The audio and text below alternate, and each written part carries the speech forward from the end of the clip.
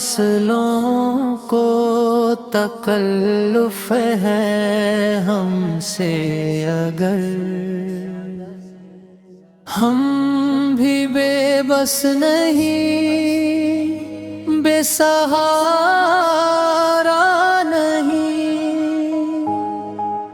فاصلوں کو تکلف ہے ہم سے، اگر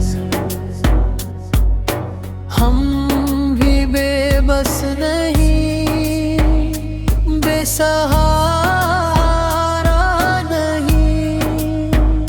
خود انہی کو پکاریں گے ہم دوسرے،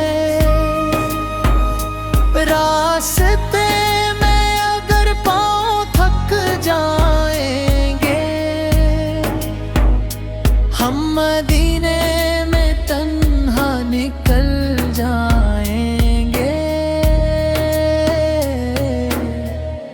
اور گلیوں میں گزدن بھٹک جائیں گے۔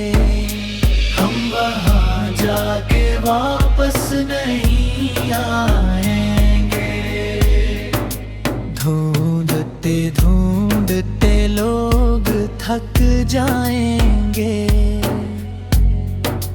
جیسے ہی سب گنبد نظر آئے گا، دل دھڑکنے لگے گا، آنکھ بھر آئے گی۔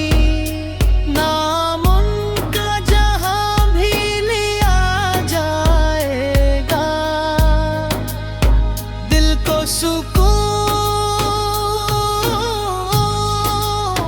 مل جائے گا، روح کو چین آئے گے۔